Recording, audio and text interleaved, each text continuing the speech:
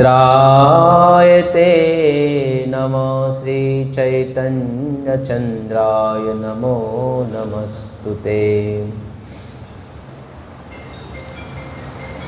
सर्वप्रथममुगा परम पूज्युलु प्रातः स्मरणीय परमाराध्यलु जगद्वंदनीयुलु SKCM गोसेवाश्रम संस्था संस्थापकाचार्य मध्य गुरुदेव गुरु कृपामूर्ति ओम विष्णुपाद परमहंस परिप्राजकाचार्य अष्टोत्तरशतसी श्रीमद् भक्ति सौध केशव गोस्वामी महाराज वाరి దివ్యపాదములో ఇదాస్ అనంత కోటి దండత ప్రణామం చేస్తూ వారి అహేతు కృపా భిక్ష ప్రార్థన కోరుతున్నాం.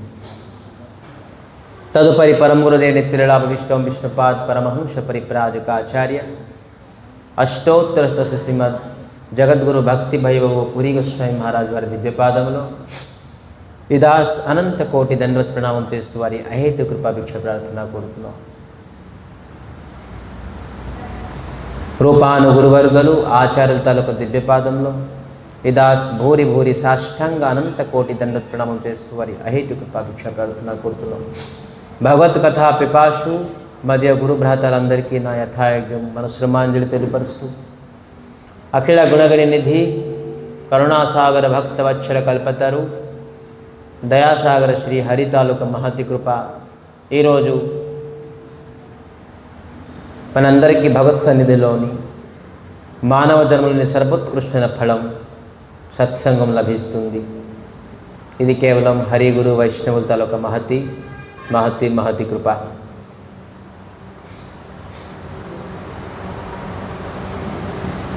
వాస్తవంగా ఈరోజు ఈ ఆశ్రమంలోని దర్శించుకుంటూ ఈరోజు ఈ సత్సంగాన్ని మనకి లభిస్తుంది అంటే వాస్తవంగా భగవంతు తాలూకా అనుగ్రహమే.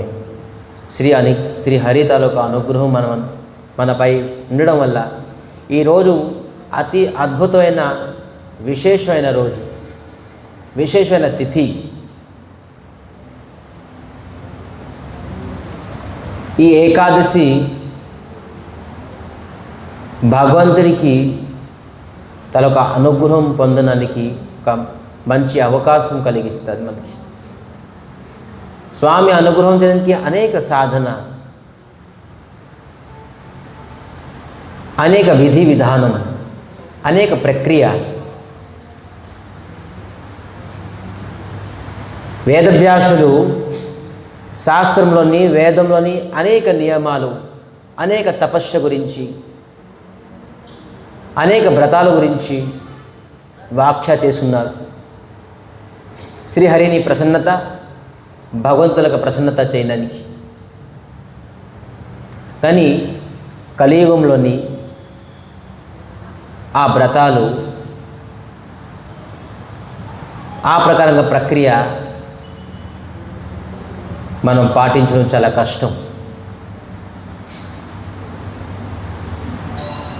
స్వయంగా పాండునందన,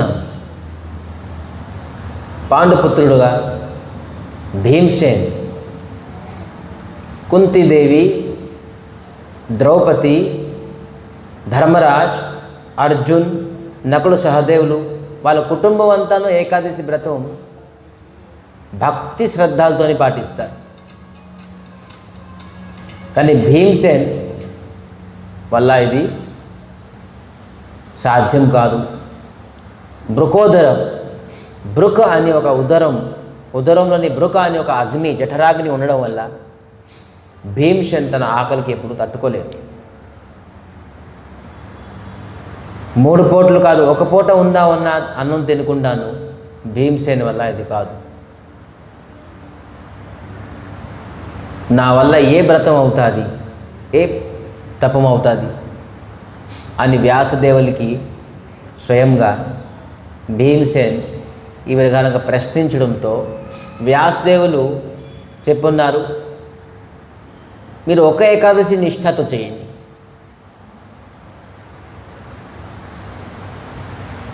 నెలకి 2 ఏకాదశులు, 12 నెలలకి 24 ఏకాదశి. ఒకవేళ 24 ఏకాదశి మీరు చేయపోయినా కూడాను ఈ నిర్జల జ్యేష్ఠ మాసంలోని వచ్చిన శుక్లపక్షంలోని వచ్చిన ఏకాదశి మీరు వ్రతం పాటిస్తే ఖచ్చితంగాను ఈ 24 ఏకాదశి తాలూకు ఫలితం కూడా మీకు వస్తుంది. అలాగని ప్రతి వ్యక్తి 24 ఏకాదశి చేయకుండా ఈ ఒక ఏకాదశి చేస్తే మనకి ఫలితం వస్తుందని మనం ఆ విధానంగా చేయకూడదు. అది భీమసేన్ చేయలేని పక్షంలోని అతను చేయలేరు కాబట్టి, సహకరించదు కాబట్టి తన శరీరం అని చెప్పేసి, అందుకే 24 ఏకాదశి అంటే దాని అర్థం ఏంటి?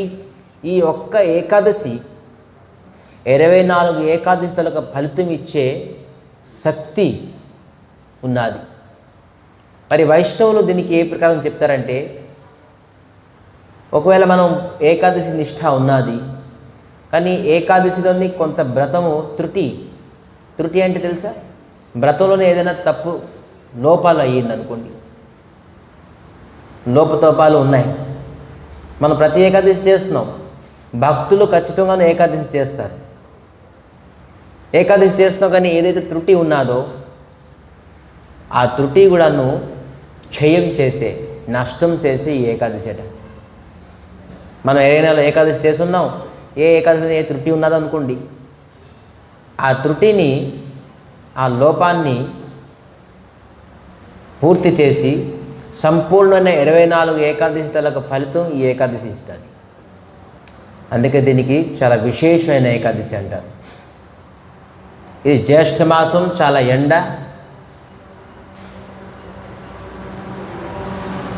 ఒక వ్యక్తి ఈ ఎండాకాలంలో నీలే ఆహారం, నీలే శక్తి, నీలే ప్రాణం. అటువంటి సమయంలోని నీళ్ళని విడిచిపెట్టి నిర్జల, దీనికి ఏకాదశి పేరు నిర్జల ఏకాదశి. జలం త్యాగం చేయాలి అని ఈ ఏకాదశి. అంటే మీరు త్యాగం చేయగలరా లేదా? ప్రతి నిత్యం మీ ఇంద్రియాలకి మీరు ఏది కోరుకున్నారో అది ఇస్తున్నారు. మనకి ఎప్పుడు దాహం వేస్తే తాగుతున్నాం, ఎప్పుడు నిద్ర వస్తే పడుకుంటున్నాం, ఎప్పుడు ఏ ప్రకారంగా పని తినాలంటే ఆకలేస్తే తింటున్నాం. కానీ ఇంద్రియాలకి మనం ఏకాదశి అంటే ఏంటి? 10 ఇంద్రియాలు, ఒక మనసు. ఏకాదశి ఒక మనసు, 10 ఇంద్రియాలు. వీళ్ళకి అట్లీస్ట్ ఈ 10 ఇంద్రియాలకి, మనసుకి ఉపవాసం చేయాలి. ఉపవాసం అంటే ఏంటి? అంటే దగ్గరగా, వాస అంటే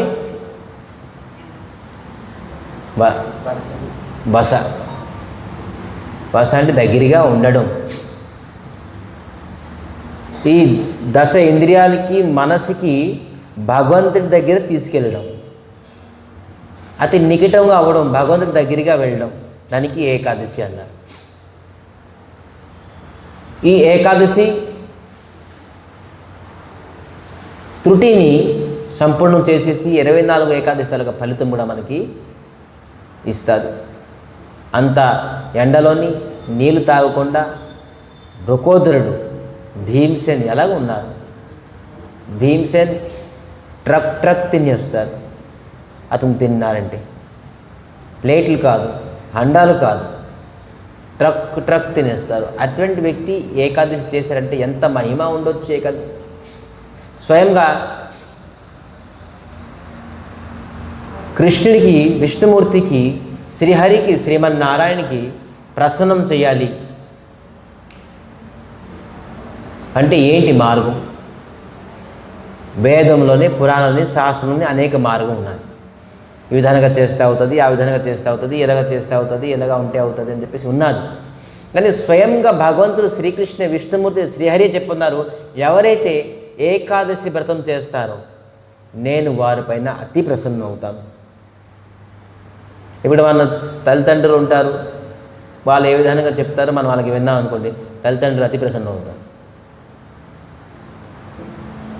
అంతే కదా. పిల్లలకి ఏదో ఒకటి కోరిక ఉంటుంది, చదవాలి, లేకపోతే ఏదో వెళ్ళాలి, ఏదో తినాలి, అది తల్లిదండ్రులు విన్నారనుకోండి అతి ప్రసన్నం. ఎవరైనా ఎవరి మాట వింటే అతి ప్రసన్నం అవుతారు. మనం శ్రీహరి స్వయంగా చెప్పున్నారు, నాకు ప్రసన్నం చేయాలంటే ఖచ్చితంగా ఒక వ్యక్తి ఏ జీవుడు కూడాను, ఏ మనిషి కూడాను ఏకాదశి వ్రతం చేస్తే నేను అతని పైన అతి ప్రసన్నం అవుతాను.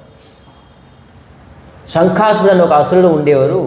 అతని పుత్రుడు మురో. ఆ మురో శ్రీకృష్ణ పరమాత్మ గురించి తెలియక శ్రీకృష్ణ పరమాత్మ గురించి యుద్ధం చేయడానికి పరిగెట్టారు, వెంటాడారు. కానీ శ్రీకృష్ణ పరమాత్మ ఆ సమయంలో విశ్రామంలో ఉండేవారు. అది చూసి ఈ మురో అసురుడు ఇప్పుడే మంచి అవకాశం, చంపేస్తాను అని. కానీ భగవంతుడికి చంపడం అంత ఈజీ ఏంటి? ఎవరి వల్ల సాధ్యమా? ఆ భగవంతుడు శ్రీహరి శరీరం నుంచి ఒక దేవి ప్రకటమయ్యారు. ఆ మురో బోల్డ్ మంది సైనికులను తీసుకొచ్చాడు. ఆ సైనికులందరినీ సంహరించేశారు. ఈ దేవి సంహరించేశారు. ఎప్పుడైతే మురోని సంహరిద్దాన్ని వెళ్తున్నారో ఆ దేవి, ఆ మురో వెళ్ళి శ్రీకృష్ణ పరమాత్మ శరణం కోరుకున్నారు. చూడండి, ఎవరికి చంపుదాం అనుకున్నారు, అతనికి వెళ్ళి శరణం కోరుకున్నారు. స్వామి ఈ దేవి ఎవరో ప్రకటమయ్యారు, నాకు చంపేస్తారు, మొత్తం సైనికులు చంపేశారు, ఇప్పుడు నన్ను చంపడానికి వచ్చారు, మీరు కాపాడండి నాకు. ఈ అసురులు అంతే. అయితే జుత్తు పట్టుకుంటారు, లేదంటే వాళ్ళకి అవకాశం తగ్గట్టుగాను. ఎవరైతే మనుషులు కూడా నీ స్వభావం ఉంటుందో, కావలసినప్పుడు ఎప్పుడైతే మనం కాలు పట్టుకుంటాం, అవసరం లేకపోతే మనం జుత్తు పట్టుకుంటాం, వాళ్ళు అసురులే.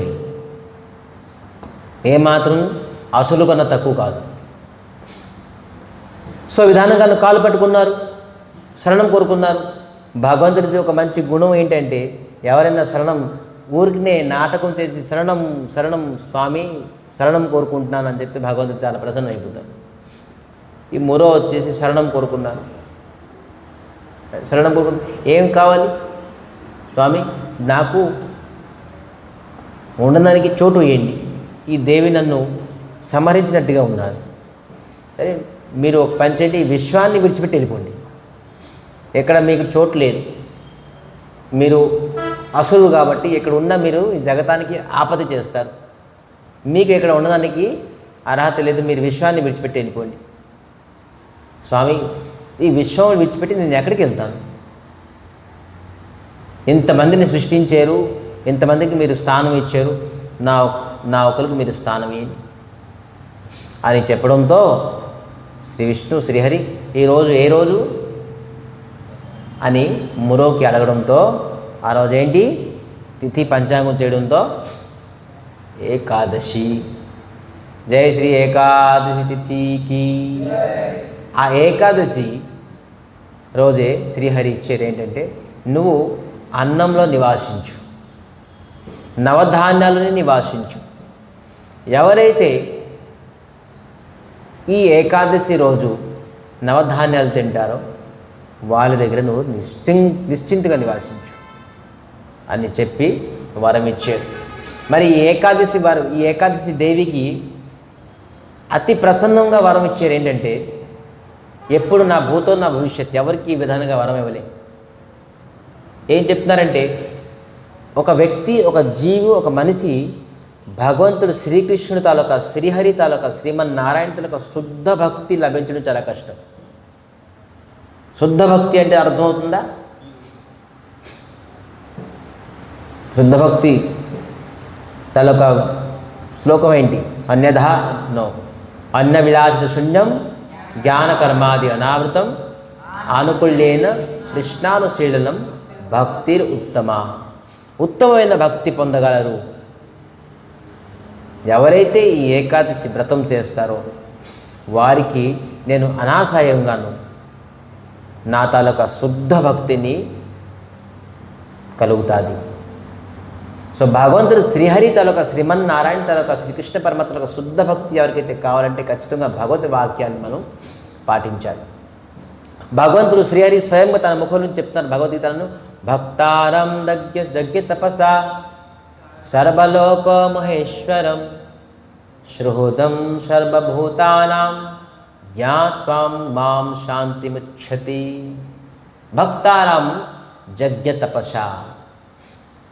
ఒక వ్యక్తి తపస్సు చేస్తున్నారు, వ్రతం, పూజ, పునస్కారాలు కానీ వాళ్ళకి ఏ ప్రకారంగా ఉద్దేశం లేదు. తపస్సు చేస్తున్నాం, తపో చేస్తున్నాం, జపం చేస్తున్నాం, యాగం చేస్తున్నాం, ఏ ప్రకారం ఉద్దేశం లేదు. అయితే నీకు కరెక్ట్గా ఫలితం ఇవ్వదు. ఏదో ఒకటి ఉద్దేశం ప్రకారంగానో సంకల్పం అంటారు దానికి. ఏదైనా వ్రతం చేసినా, నియమం చేసినా, లేకపోతే ఒక యజ్ఞం చేసినా ఒక సంకల్పం అనేది ఉంటుంది. ఈ సంకల్పం వల్ల తోటి నేను ఈ వ్రతము, ఈ తపస్సుని, ఈ యజ్ఞాన్ని సంపాదిస్తున్నాను అని చెప్పేసి ఉంటుంది సంకల్పం. కానీ ఈరోజు మనం వ్రతం చేస్తున్నాం, చాలామంది తపస్సు చేస్తున్నారు, వాళ్ళకి ఏం సంకల్పం ఉన్నదా? అందుకే భగవంతుడు చెప్తున్నారు, ఒకవేళ మీరు తపస్సు చేసేసి భక్తారం జగ్గే తపస్స సర్వలోక మహేశ్వరం సుహృదం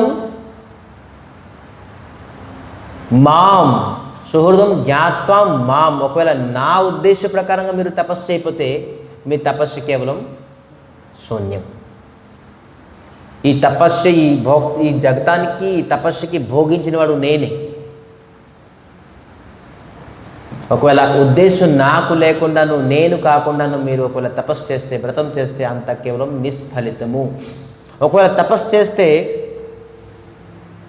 భగవత్ప్రాప్తి అవుతారంటే మనకంటాను చెట్లు ఇంకా తపస్సు చేస్తుంది. చూడండి, వృక్షం ఎక్కువ తపస్సు చేస్తుందిగా.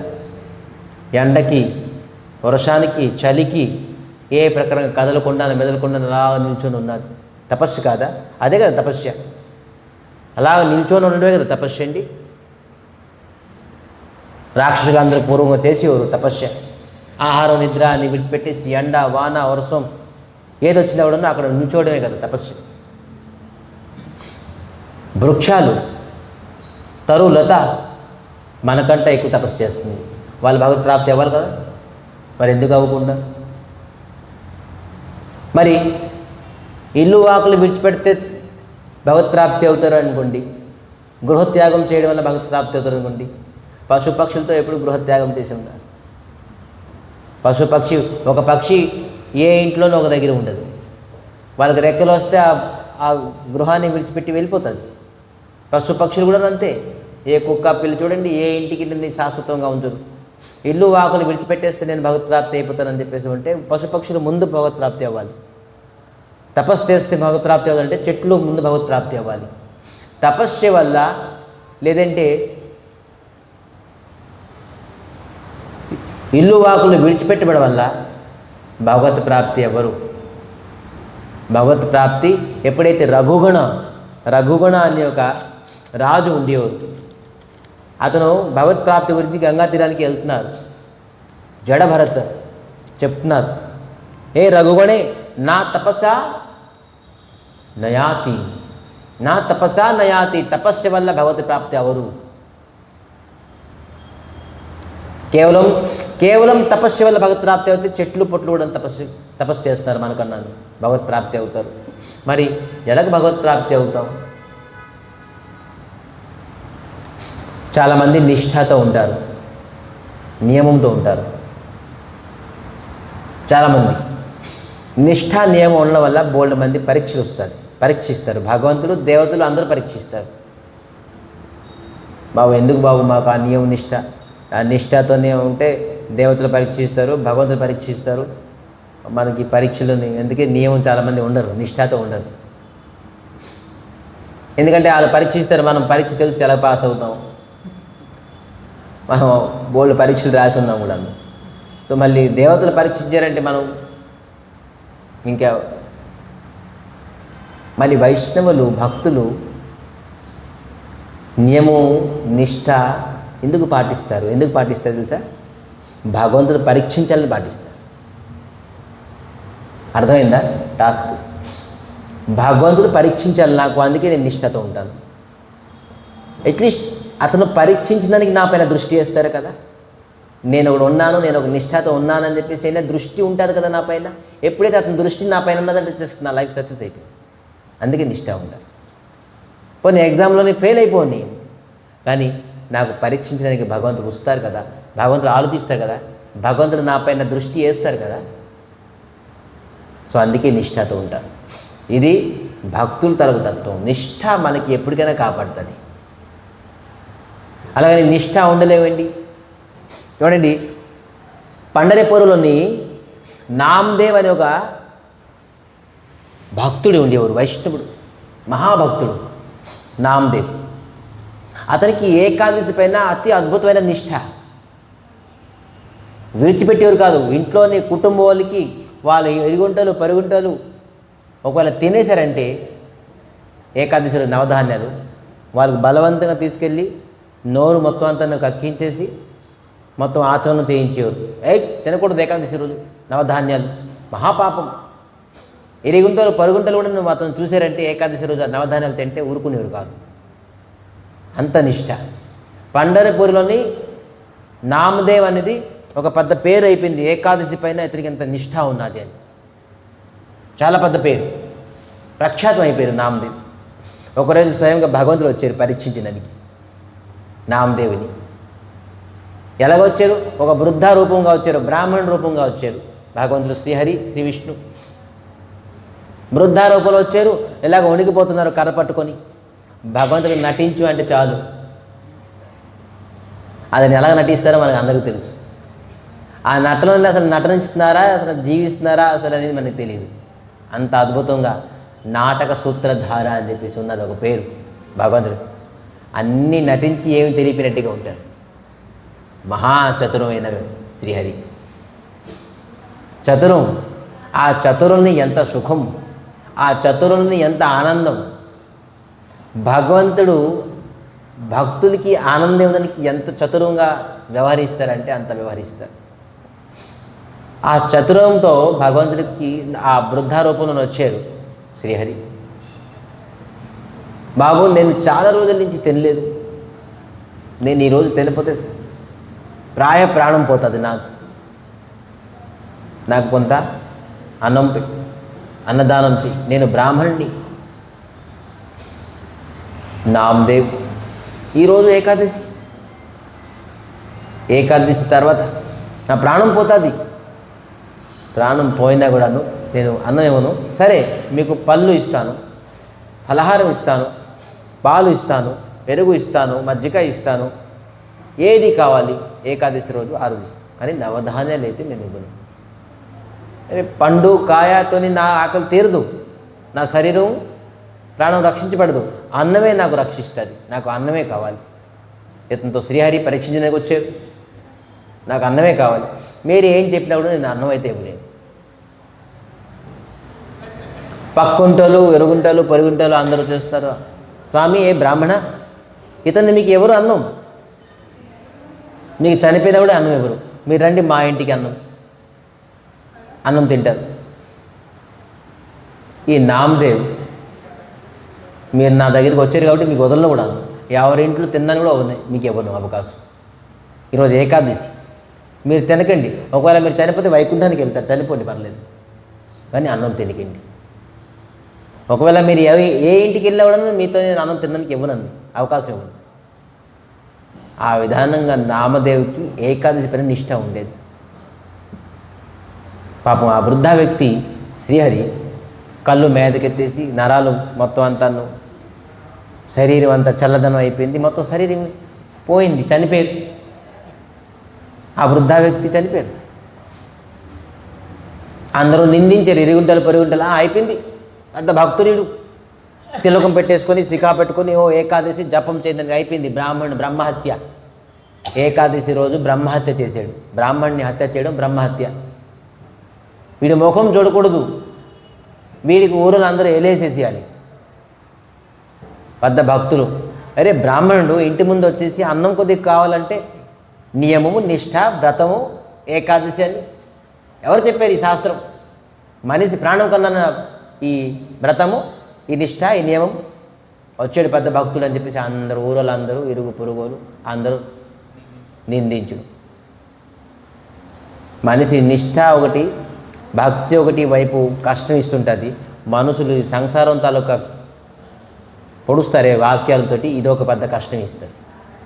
చాలామంది ఏదో రామకృష్ణ అని గుడికి వస్తే ఎప్పుడే రోజు ఎందుకు గుడికి వెళ్తావు, ఏం పని ఉంది, ఏదో నామం చేస్తావు. అప్పుడే ఈ వయసులో నీకు ఏమొచ్చింది అయ్యా నామం చేస్తావు? ఈ బొట్టు పెట్టుకుంటే ఏంటైంది, నువ్వు ఇప్పుడు ఈ ప్రకారం తిలకం పెట్టుకున్నావు, ఈ గుడికి వెళ్ళిపోతున్నావు. ఈ ప్రకారంగా మంచి పని చేస్తే ఉత్సాహం చేయాలి. కానీ బండి ఈ ప్రకారంగా తొక్కుతావు, ఏం పర్వాలేదు. సినిమా హాల్కి వెళ్తారు, చెత్త అని చూస్తారు, ఏం పర్వాలేదు. మొబైల్లోని చెత్తని చూస్తారు, ఏ ప్రకారం పర్వాలేదు, ఎవరు ఏం అడగరు. ఇంకా బోల్డ్ తినకూడదు, తాగకూడదు, అటువంటివన్నీ ఎవరికి ఏం అడగరు. గుడికి వస్తే చాలు, నీకేమొచ్చింది, ఇప్పుడు ఈ వయసులో నీ విధంగా వెళ్ళిపోతున్నారు. ఈ సూటిపోటు మాటలోనే చాలా వరకు మన నిష్ఠ పోతుంది. ఎవరైతే ఎరుగుంటలు పొరుగుంటలు అన్నారో అప్పుడు పట్టుకుంటారు అమ్మా నాన్న. అవును నిజమే, అందరు పిల్లలాగా చక్కగా ఆడుకోవచ్చు కదా, పాడుకోవచ్చు కదా, షికారుకి వెళ్ళిపోవచ్చు, సినిమాలో నువ్వు రోజు గుడికి ఎందుకు వెళ్ళిపోతున్నావు అని అప్పుడు స్టార్ట్ చేస్తారు. అమ్మా నాన్న కూడా, తల్లిదండ్రులు కూడా స్టార్ట్ చేస్తారు. భగవంతుడి భక్తి ఎప్పుడు వృథా పోదు. భగవంతుడి గురించి చేసే ప్రతి పని ఖచ్చితంగా మనకి అన్ని విధాలుగా రక్షిస్తుంది. ఇది భక్తి వయసుతో సంబంధం లేదు, జాతితో సంబంధం లేదు, కులంతో సంబంధం లేదు, వర్ణంతో సంబంధం లేదు. స్త్రీలు, పురుషులు, పిల్లలు, పెద్దోళ్ళు, ముసలోళ్ళు, బ్రాహ్మణులు, క్షత్రియులు, వైశ్యులు, శూద్రులు, బ్రహ్మచారి, క్షత్రియ, వైశ్య, శూద్ర, ఎవరితో సంబంధం లేదు. వర్ణాశ్రమంతో భక్తి ఏ ప్రకారంగా సంబంధం లేదు. ప్రతి వ్యక్తి భక్తుడు చేయడానికి అర్హుడే. అయితే నామదేవులకు నిందించడంతో నామదేవి ఏమనుకున్నారంటే, అతను కూడాను నిర్ణయించుకున్నారు. ఏంటి, ఎలాగైనా జీవితంలోని బ్రహ్మహత్య అనేది ఒక పెద్ద హత్య అయిపోయింది, నా వల్ల బ్రాహ్మణుడు ప్రాణం త్యాగం చేశారు, బ్రహ్మహత్య దోషం నాకు కలిగింది కాబట్టి నేను, నా భార్య, నా పిల్లలు అందరూ ఈ బ్రాహ్మణ తాలూకా చితాగ్నిలోని మేము కూడాను అగ్ని సంస్కారం అయిపోతాం అని డిసైడ్ అయిపోయారు. ద్వాదశి రోజు ఏకాదశి వ్రతం అయిపోయింది, ద్వాదశి రోజు సంస్కారం చేద్దామని చెప్పేసి ఎక్కడికి వెళ్ళలేదు, శ్మశానంకి ఏం వెళ్ళే, ఆ ఇంట్లోనే మొత్తం అంత చితాన్ని తయారు చేశారు. ఆ బ్రాహ్మణ్ణి అక్కడ ఉంచారు. తల కోరిక పెట్టినప్పుడు చితాగ్ని పెట్టారు. వీళ్ళు కూడాను, ఈ నామదేవ్, వాళ్ళ భార్య, వాళ్ళ పిల్లలు అందరూ దాహం అయిపోతున్నారు. అప్పుడు ఆ వృద్ధ వ్యక్తి పండరినాథ్ రూపంగాను ప్రకటమయ్యి ఆ నామదేవ్కి ఆలింగనం చేసుకున్నారు. వాహ్, నీ నిష్ఠాకి నేను మెచ్చుకున్నాను. అతి అద్భుతమైన నిష్ఠాన్ని ఏకాదశి వ్రతం నేను పరీక్షించడానికి వచ్చాను, నువ్వు దాంట్లోని నెగ్గేవు అని శ్రీహరి పండరనాథుడు ఆ నామదేవ్కి ఆలింగనం చేసుకున్నారు. అంతకంటే సుఖమేమన్నా ఉన్నదా? భగవంతుడు ఆలింగనం చేసుకున్నారు, భగవంతుడు స్పర్శించారు, భగవంతుడు దర్శనం అయ్యింది, భగవంతుడు అనుగ్రహం. చూసారా, నిష్ఠ. అందుకే నిష్ఠని ఎవరో ఒకరు చెప్పారు అని చెప్పేసి మనం భంగం చేయకూడదు. ఈరోజు అనేక వ్రతాలు, అనేక నియమాలు వచ్చాయి, కానీ ఆ వ్రతంలోని ఏ ప్రకారంగా తథ్యము లేదు, సత్యము లేదు. కానీ ఏకాదశిలోని సత్యత ఉన్నది, తథ్యం ఉన్నది. ఎందుకు? స్వయంగా శ్రీకృష్ణ పరమాత్మ, శ్రీహరి, శ్రీమన్నారాయణుడు, శ్రీ విష్ణుమూర్తి చెప్తున్నారు, ఏకాదశి వ్రతం ఎవరైతే చేస్తారో వారు ఖచ్చితంగా నా అనుగ్రహాన్ని పొందుతారు, నా శుద్ధ భక్తిని పొందుతారు. తపస్సు చేయవల్ల మరి నిష్ఠతోని ఉండడం వల్ల శ్రీహరి పొందలేము నిష్ఠ తపస్సు వల్ల. కానీ ఏంటి, నిష్ఠ అనేది ఒక మార్గము, ఒక మాధ్యమం, మనం విడిచిపెట్టేసకూడదు. ఈ ప్రకారంగా ఏకాదశి నామ భగవాన్ ఈ విధంగా నిష్ఠతో చేయడంతో శ్రీహరి ప్రసన్నమయ్యేది. సో ఈ ప్రకారంగాను స్వయంగా శ్రీకృష్ణ పరమాత్మ తన ముఖం నుంచి చెప్తున్నారు, ఏకాదశి వ్రతం చేయడం వల్ల నా అనుగ్రహాన్ని వాళ్ళు పొందుతారు అని. ఏకాదశి ఈ 10 ఇంద్రియాలు మరి ఒక మనసు 11 భగవంతుడి దగ్గరికి మనం. అప్పుడులోని పూర్వకాలంలోని ఆహారమే ఎక్కువ ఉండేది. అప్పుడుతో మొబైల్స్, ఈ ఎలక్ట్రికల్ ఇన్స్ట్రుమెంట్సు, మెషినరీసు, జాబ్, ఇవన్నీ ఇంత వ్యాపారం లేప ఉండేది. అప్పుడు ఆహారమే ప్రాధాన్యం ఉండేది, వండుకొని తినడమే ప్రాధాన్యం. అయితే ఈ ఆహారానికి నియమంగాను ఏకాదశి పెట్టారు. ఆహారాన్ని కేవలం ఉపవాసం, వ్రతము అంటే కేవలం ఆకలితో ఉండవే కాదు. ఆకలితో ఉండిపోతే వాడు ఏకాదశి చేసేసాడు, వాడికి ఫలితం వస్తుంది కాదు. ఇది కాదు, ఆకలితో ఉండడం అనేది ఏకాదశి వ్రతం కాదు. మనం తప్పుగా మనం నిర్ణయించుకుంటున్నాం. ఏంటి నిర్ణయించుకోవాలి? ఏకాదశి అంటే ఏంటి? మనం భగవంతుడికి అతి దగ్గరగా ఈరోజు ఉండాలట. ఇంద్రియాల్ని, మనసుని అతి దగ్గరగా. అయితే మనసుకి, ఇంద్రియాలకి ఏదైతే భగవంతుడి నుంచి దూరం చేస్తుందో అవన్నీ విడిచిపెట్టాలి. కేవలం అన్నమే కాదు. ఎవరైతే ఫోన్ చూస్తారో గంటలు గంటలు వెళ్ళిపోతాయి. ఏకాదశి రోజు గంటలు గంటలు కేవలం ఫోన్లోనే వెళ్ళిపోతుంది. అందుకే ఫోన్ విడిచిపెట్టేశాను. At least monthly 1 time 2 time. Phone ఒక ఇటువంటి బ్యాడ్ ఇన్స్ట్రుమెంట్. దాంతో ఎలాగ టైం పాస్ అయిపోతుందో, రోజు రాత్రిలో ఎలాగ వెళ్ళిపోతుందో అది తెలియపడదు. మనం చాలా వరకు యువతులు ఈ ఇన్స్ట్రుమెంట్ పట్టుకొని బోల్డ్ టైం వేస్ట్ చేసుకుంటున్నారు. ఇటు పక్కన ఆధ్యాత్మికంగానే అగ్రగతి అంటే ఉన్నతం అవుతున్నారా, లేదంటే భౌతికంగానే ఉన్నతం అవుతున్నారా? వాళ్ళ తాలూకా మెంటలీ డిస్టర్బెన్స్ అయిపోతున్నారు. అనేక ఈ కేవలం ఇన్స్ట్రుమెంట్, ఇంట్లో డెవలప్ అవ్వాల్సింది ఏమీ లేదు. మిగతా 14 రోజులు పోనీ ఇన్స్ట్రుమెంట్ని యూజ్ తీసుకోండి, కానీ అట్లీస్ట్ ఏకాదశి రోజు టోటల్ బైకట్, స్విచ్ ఆఫ్ చేసి పడేయాలి ఈ ఏకాదశి రోజు అట్లీస్ట్. అలాగే ఎవరైతే ఏకాదశి వ్రతం చేస్తారో చూడండి, ఏకాదశి వ్రతం అంటే కేవలం ఉపవాసం అనేది కాదు. సంవత్సరానికి ఎన్ని ఏకాదశులు? ఒక వ్యక్తికి ఎన్ని సంవత్సరం మామూలుగా చెప్పుకుంటే కలియుగంలోని 100 సంవత్సరాలు అని చెప్పేసి చెప్పారు. కొన్ని 60 years వేసుకోండి. 60 × 24 కాల్కులేటర్ పెట్టుకోండి ఎవరైనా. 840 days అంతేనా? 60 × 24 840 days మనం మన ఫుడ్ని లిమిట్ చేసుకున్నాం. మనకంటూ ఒక కోట రేషన్ కార్డు ఇచ్చారు భగవంతుడు. పుట్టినప్పుడు రేషన్ కార్డు ఇచ్చారు. నీకు ఇన్ని కిలో బియ్యం తినాలి, ఇన్ని కిలో పప్పు తినాలి, ఇన్ని వెజిటేబుల్స్ తినాలి, ఇన్ని కూర తినాలి, ఈ లిమిట్లోనే నువ్వు ఈ 60 years 80 years 100 years బతకాలి. రేషన్ కార్డు ఇచ్చి పంపించాడు.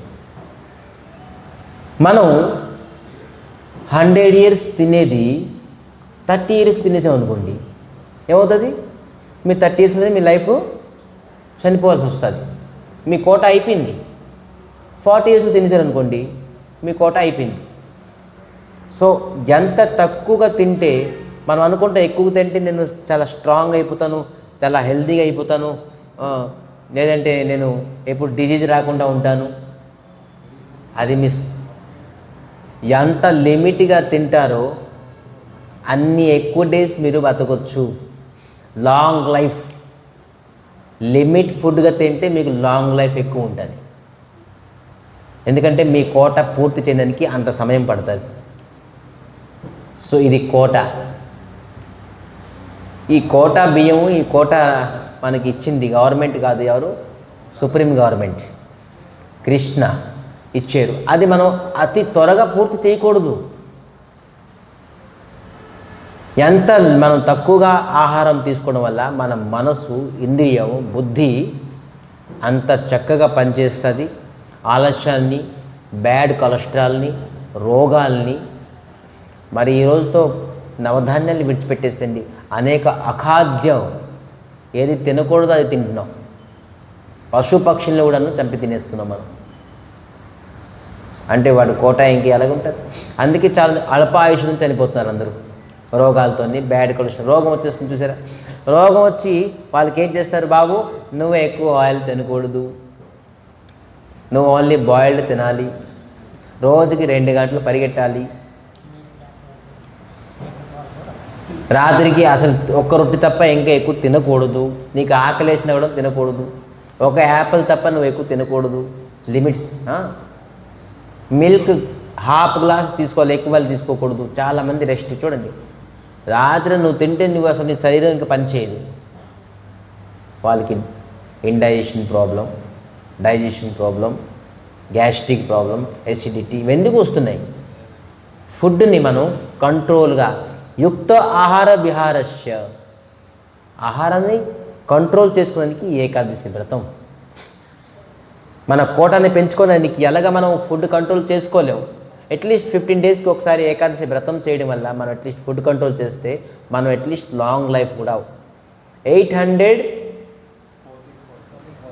1440 డేస్ మనం మన ఫుడ్ని కంట్రోల్ చేసుకున్నాం. ఈ 1440 డేస్ డివైడ్ బై 365 వేయండి.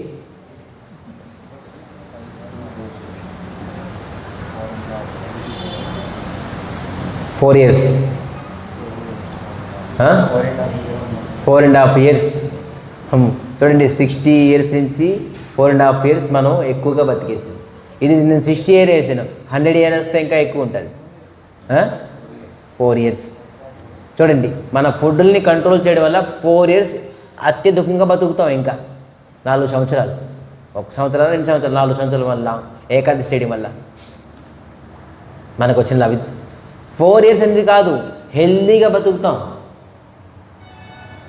ఆ 4 ఇయర్స్ కాదు, కేవలం హెల్దీగా బతకవచ్చు. ఎవరైతే మనం ఫుడ్ తిన్న తర్వాత మన ఈ బాడీ మెకానిజం ఎంత వర్క్ చేస్తుందో తెలుసా? దీనికి ఈరోజు రెస్ట్ ఇస్తాం.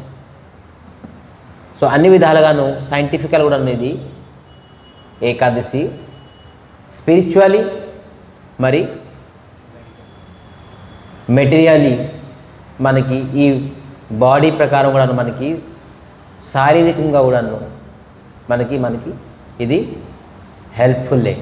అందుకే ప్రతి వ్యక్తి ఏకాదశి ఖచ్చితంగాను చేయాల్సిందే. ఈ విధానంగాను అన్నంలోని ఈ సురో అని ఈ మురో అని అసురుడు వాసిస్తారు. కాబట్టి ఈ నవధాన్యాలను మనం తీసుకోకూడదు. ఎవరైతే ఏకాదశి రోజు నవధాన్యాలు తింటారో గోమాంసం తిన్నట్టు ఫలితం లభిస్తుంది వాళ్ళకి. నవధాన్యాలు తింటే గోమాంసం, గోని వధ చేసేసి మాంసం తింటే ఎంత పాపమో నవధాన్యాలు తింటే అంత పాపం. మరి భాతృహ, పితృహ, మాతృహ స్వయం తన తల్లిని చంపితే, హత్య చేస్తే ఎంత పాపమో ఏకాదశి రోజు నవధాన్యాలు తినడం వల్ల అంత పాపం. భాతృహ సొంత స్వయంగా వాళ్ళ అన్నయ్యని హత్య చేస్తే ఎంత పాపమో ఏకాదశి రోజు నవధాన్యాలు తినడం వల్ల అంత పాపం. మాతృహ తన తల్లిని సంహరించడంలోని, హత్య చేయడం ఎంత పాపమో ఏకాదశి రోజు నవధాన్యాలు తింటే అంత పాపము. అందుకే ఒక వ్యక్తి కృష్ణుడి తాలూకా ఆశీర్వాదాన్ని, రాముడి తాలూకా, శ్రీహరి తాలూకా, విష్ణు తాలూకా అనుగ్రహం కావాలంటే ఖచ్చితంగా ఒక వ్యక్తి ఏకాదశి వ్రతం పాటించవలసిందే. ఏకాదశి వ్రతం పాటించకుండాను మనం ఎన్ని తపస్సు చేసినా కూడాను శ్రీ విష్ణుమూర్తి తాలూకా, శ్రీకృష్ణ పరమాత్మ తాలూకా అనుగ్రహం జీవితంలో ఎప్పుడు పొందలేము మనం. ఎందుకంటే స్వయంగా తన ముఖం నుంచి మనకి చెప్పున్నారు. కాబట్టి ఎవరైతే ఈ ఏకాదశి వ్రతం చేస్తారో వాళ్ళు నాకు సంపూర్ణమైన అనుగ్రహాన్ని లభించగలరు, మరి శుద్ధ భక్తిని లభించగలరు. నా చరణం, నా పాదపద్మాల్ని వాళ్ళు లభించగలరు అని చెప్పేసి స్వయంగా భగవంతుడు చెప్తున్నారు. చాలామంది చాలా వ్రతాలు చెప్తారు, దానికి ఏ ప్రకారంగా లేదు. ఏం చేస్తారు ఈ వ్రతం అంటే, పలానా వ్యక్తి ఈ వ్రతం చేశారు, అందుకే నేను కూడా నీ వ్రతం చేస్తున్నాను, అంతే. అదే ప్రూఫ్. పలానా వ్యక్తి సోమవారం వ్రతం చేస్తున్నారు, పలానా వ్యక్తి మంగళవారం వ్రతం చేస్తున్నారు, పలానా వ్యక్తి బుధవారం వ్రతం చేస్తున్నారు, పలానా వ్యక్తి గురువారం చేస్తున్నారు, పలానా వ్యక్తి శుక్రవారం చేస్తున్నారు, శనివారం. ఈ వ్రతాలు ఎప్పుడైనా చదివారు శాస్త్రాలని? సోమవారం వ్రతం, మంగళవారం వ్రతం, బుధవారం వ్రతం, గురువారం వ్రతం, శుక్రవారం వ్రతం, శనివారం వ్రతం శాస్త్రంలో అయితే లేదు. వాళ్ళకి కలిగింది శనివారం చాలా పవిత్రమైన రోజు, వెంకన్న రోజు, వేడుకొండల వాడు స్వామి తాలూకా అనుగ్రహం. శనివారం నేను వ్రతం చేస్తాను అని ఉన్నది, కానీ శనివారం వ్రతం అనేది ఏ ప్రకారంగా లేదు శాస్త్రంలో. వేదవ్యాసులు చెప్పపోయినది మనం ఏం చేసినా కూడా అది ఏ ప్రకారంగాను ఫలితం నిష్ఫలం. వేదవ్యాసులు చెప్పారు స్వయంగా. ఇది ఎవరు చెప్తున్నారు? భీమసేన్ వ్యాసదేవులకి అడుగుతున్నారు. నేను ఉపవాసాలు వ్రతాలు తపస్సు చేయలేను, 24 గంటలు తినడమే నా పని, కానీ నేను ఏం చేయడం వల్ల నేను భగవత్ అనుగ్రహం పొందగలను? కుంతీదేవి, పాండవులు, నకుల సహదేవులు, ధర్మరాజు అందరూ చేస్తున్నారు నిష్ఠతో ఏకాదశి, నేను చేయలేకపోతున్నాను, నేను చేయాలి. అప్పుడు వ్యాసదేవులు చెప్తున్నారు, ఈ నియమాలు, ఈ నిష్ఠలు, ఈ వ్రతాలు, ఈ తపస్సులు నువ్వు చేయలేవు, కానీ ఒక్క ఏకాదశి నువ్వు చెయ్యు. జ్యేష్ఠ మాసంలో వచ్చిన ఈ శుక్లపక్షంలో వచ్చిన ఏకాదశి నిర్జల వాటర్ కూడా తాకుండా ఏకాదశి వ్రతం చెయ్యి. ఖచ్చితంగానే నువ్వు 24 తాలూకు ఏకాదశి వ్రతం ఫలితం నీకు వస్తుంది, స్వామి తలకు అనుగ్రహం లభిస్తుంది అని స్వయంగా వ్యాసదేవులు చెప్పిన్నారు. ఇది ఎవరో పలానా పక్కింటోలో, పొరుగింటోలో, ఎదిరింటోలో చెప్పలే మనకి, వాళ్ళకి చూసి చెప్పడానికి. ఇది మూఢనమ్మకాలు కాదు, సెంటిమెంట్ కాదు. వ్యాసదేవులు స్వయంగా భీమసేన్ చెప్పున్నారు. సో అందుకే ఏకాదశి తలొక మహిమ అతి ఉత్తమమైనది. సో భగవంతుడు కూడా నన్ను చెప్తున్నారు, భక్తారం యజ్ఞ తపస్స. ఈ తపస్సు ఎవరైతే చేస్తారో, నా గురించి చూస్తారో, నా ప్రసన్నత గురించి చేస్తారో, వారికి నా సంపూర్ణమైన అనుగ్రహం ఉంటుంది. సో మనం ఏకాదశి వ్రతం భగవంతుడి తలొక అనుగ్రహం గురించి మనం ఖచ్చితంగాను చేయాలి. ఒక వ్యక్తి ఫలానాలు చెప్పారు, నేను అందుకే చేస్తాను, ఎవరి వాక్యాలపైన విశ్వాసం చేయకూడదు. ఒకవేళ గురువు చెప్పున్నారు అయినా కూడా మనం విశ్వాసం చేయకూడదు. ఇది కూడా శాస్త్రం రాసున్నారు. గురువు చెప్పినా కూడా వినకూడదు. అదేం చెప్తున్నారు? శాస్త్రం ఏం చెప్తుందో అదే వినాలి. గురువు విధానంగా చెప్పేశారు, అది శాస్త్రంలో లేదు. అందుకే సద్గురు ఎప్పుడు కూడా నువ్వు శాస్త్రం చదవకుండాను, శాస్త్రం తెలియకుండాను ఏది చెప్పరు. గురువు చెప్పారంటే అది శాస్త్రవాక్యమే. గురువుకి నచ్చింది, గురువుకి ఇష్టం వచ్చింది చెప్పేరు. ఎప్పుడు సదా సర్వదాగా గురువు శాస్త్రాన్ని చదివి, శాస్త్రాన్ని తెలుసుకొని బోధిస్తారు. ఏ గురువు శాస్త్రం చదవలేదు, శాస్త్రం వినలేదు, శాస్త్రం తెలుసుకోలేదు, ఆ గురువు కాదు. ఆ గురువు తలకు వాక్యాన్ని పాటించడం శుద్ధ వేస్ట్. ఇవేందో అతను ఎంత పెద్ద ఫేమస్ అయిపోవచ్చు. సో గురు శాస్త్రాన్ని నియమాన్ని పాటిస్తూ వాళ్ళు శిష్యుల్ని చెప్తే ఆ గురువుకి వాల్యూ ఉన్నది. ఆ గురు తలకు వాక్యాన్ని మనం పాటిస్తే మనకి ఫలితాలు ఉన్నాయి. లేదంటే ఏ ప్రకారంగా గురువు వాక్యాలు కూడా ఫలితం ఈ ప్రకారంగా లేదు. అందుకే ఈ ప్రకారంగా మనం ఈరోజు ఏకాదశి వ్రత మహిమ తెలుసుకొని, మనం వైష్ణవులు కొంతమంది భక్తులు 24 ఏకాదశి కూడా చేస్తుంటారు. ఒకవేళ మన ఈ 24 ఏకాదశిలో ఏమైనా లోటుపాట్లు ఉన్నాయనుకోండి, ఈ ఏకాదశి నిష్ఠతో చేయడం వల్ల మనం ఖచ్చితంగాను ఆ లోటుపాట్లని పూర్తి సంపూర్ణ 24 సంవత్సరంలో 24 ఏకాదశి తాలూకా ఫలితము ఈ ఒక్క ఏకాదశి మనకి ఇస్తుంది. కాబట్టి జయ శ్రీ పాండవ నిర్జల ఏకాదశి మహాతిథికి ఇది నిష్ఠతోని నియమంతో అందరూ చేయాలని కోరుకుంటూ, మరి కేవలం ఉపవాసం అంటే ఆకలితో ఉండడమే కాదు, ఖచ్చితంగాను హరినామాన్ని స్మరించాలి. ఎవరు ఎంతగా హరినామం స్మరిస్తారో అంత ఏకాదశి నిష్ఠ అని అంటారు. ఏకాదశి అని చెప్పేసి ఫ్యాను లైట్ వేసి వేసుకొని పొడుగుపోతాం 24 గంటలు తినకూడదు ఇవాళ అని చెప్తే ఆ ప్రకారంగా ఏకాదశి నిష్ఠ లేదు. నామాన్ని చెయ్యాలి, అప్పుడు శ్రీహరి ప్రసన్నం అవుతారు. సో నామం చేయడంలో కూడా ఒక నియమం ఉన్నది. ఆ నియమం కూడా తెలుసుకోవాలి మనం. సో అన్నింటి నామం కన్నా శ్రేష్ఠ నామం ఏంటి? హరే కృష్ణ కృష్ణ కృష్ణ హరే హరే, హరే రామ రామ రామ హరే హరే. ఎవరైతే ఈ ఏకాదశి వ్రతం చేస్తారో జీవితంలోని వాళ్ళు ఎప్పుడు నరకానికి వెళ్ళరు, యమదూతులు ఎప్పుడు ఆ శరీరానికి పట్టుకోరు. సో నరకం నుంచి సదాసర్వదా వంచితం అయిపోతారు ఈ ఏకాదశి వ్రతం చేయడం వల్ల. మరి అశౌచం పరిస్థితి అంటే ఏంటి? నాకు అంటుముట్టు ఉన్నదండి. చాలామంది అంటారు చూసారా, మా ఇంట్లో చనిపోయారు, లేదంటే ఏదో ఒకటి ఏమంటారు దానికి, అంటుముట్టు అంటే మైలు అయ్యిందండి, అయినా కూడా ఏకాదశి వ్రతం చేయాల్సింది. మైలుతో ఈ వ్రతంకి ఏ ప్రకారంగా సంబంధం లేదు. ఏకాదశి అనేది ఖచ్చితంగానూ ఒక వ్యక్తి చేయాల్సిందే. నేను చాలా వరకు చెప్పున్నాను శాస్త్రంలో ఏదైతే ఉన్నదో, మిగతా వ్రతాలు చేయకపోతే పర్వాలేదు, మీకు ఫలితాలు దొరకవు, ఆ వ్రతాల తాలూకా ఫలితాలు. కానీ ఏకాదశి వ్రతం ఎవరైతే చేయలేదో ఫలితం కాదు కదా, వాళ్ళకి పాపం చుట్టుకుంటుంది. ఏ వ్రతం లేదు, ఈ వ్రతం చేయకపోతే పాపం అవుతుందని చెప్పేసి. శివరాత్రి ఉన్నది, శివరాత్రి చేయలేదు, నా శరీరం సహకరించలేదంటే పర్వాలేదు బాబు, నీ శరీరం బుద్ధ అయిపోయింది, లేకపోతే శరీరం సహకరించలేదు, ఏకాదశి నువ్వు శివరాత్రి చేయలేదు, పర్వాలేదు, ఆ ఫలితం మనకి లక్కదు, అంతేగాని పాపం అవ్వదు. కానీ ఏకాదశి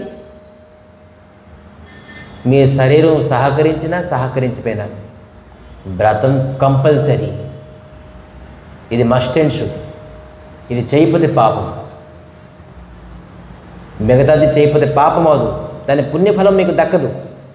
కానీ ఈ ఏకాదశి వ్రతం ఇటువంటి వ్రతం మీకు చేయకపోతే పాపం కలుగుతుంది. మరి ఇతరేతర వ్రతాలు చేసి 365 రోజులులోని మీరు 300 వ్రతాలు చేశారు, కానీ ఏకాదశి వ్రతం చేయలేదు. సో 300 వ్రతాలు అంతా నష్టమైపోతుంది, నిష్ఫలం. కానీ కేవలం సంవత్సరానికి 24 ఏకాదశి చేశారు, ఈ 300 వ్రతాలు ఏం చేయలేదు. కానీ ఈ 24 ఏకాదశిలు ఈ 300 తరగ వ్రతం ఫలితం మీకు ఆటోమేటిక్గా ఇచ్చేస్తుంది. మీరు వినాయక పూజ, శివరాత్రి, దుర్గా నవరాత్రులు, కార్తీక వ్రతం, ఇవన్నీ బోల్డ్ ఉన్నాయి, గౌరీ వ్రతం ఇవన్నీ ఉన్నాయి. ఈ అన్ని వ్రతాలు మీరు ఏకాదశి ఒకటి నిష్ఠ ఉండడం వల్ల మీకు అన్నీ వచ్చేస్తాయి ఆటోమేటిక్. ఇవన్నీ చేయిపోయినా కూడా, కానీ మీరు ఇవన్నీ చేసి ఏకాదశి చేయకపోతే ఈ వ్రతం అంతా మీకు 0, 0. సో అందుకే మహిమ తెలుసుకోవాలి ఏకాదశి అనేది ఏంటి. సో ఏకాదశి వ్రతం అందరూ నిష్ఠతో చేయాలని మళ్ళీ కోరుకుంటున్నాం. ఇది కలియుగంలోని సాధ్యమైనది వ్రతం అనేది ఇది ఒకటే. అతి సరళంగా సులభంగా చేసి శ్రీహరి తాలూకా పాదపద్మాలను మనం ఆశ్రయించుకోగలం, ఆశీర్వాదాన్ని అనుగ్రహం పొందగలం. అందుకే ఈ ఏకాదశి వ్రతాన్ని నిష్ఠతోని అందరూ భక్తి శ్రద్ధలతో చేసి హరినామం స్మరణం చేసి స్వామి తాలూకా అనుగ్రహానికి పాత్రత అవ్వాలని మరి కోరుకుంటున్నాం.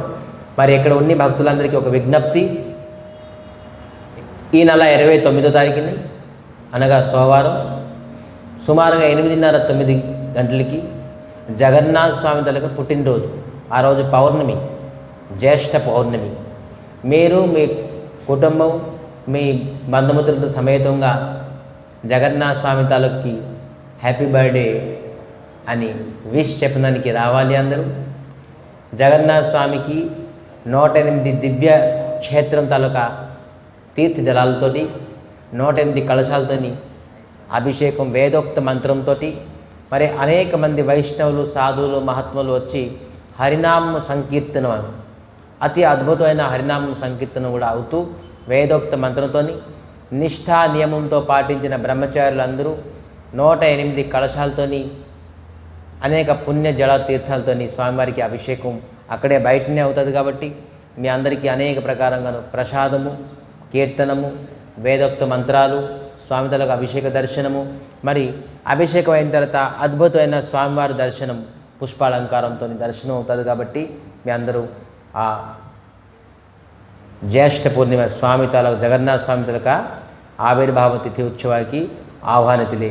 ఇదే మేము ఆహ్వానం పలుకుతున్నాం. అందరూ మీ బంధుమిత్రుల సమేతంగా ఈ జగన్నాథ స్వామి తాలూకా పుట్టినరోజుకి రావాలని మరి కోరుకుంటూ ఈ కథ ఇక్కడ విశ్రామం చేస్తూ వంచాకల్పతరుభ్యశ్చ కృపాసింధుభ్యేవ చ పతితానం పావనేభ్యో వైష్ణవేభ్యో నమో నమః.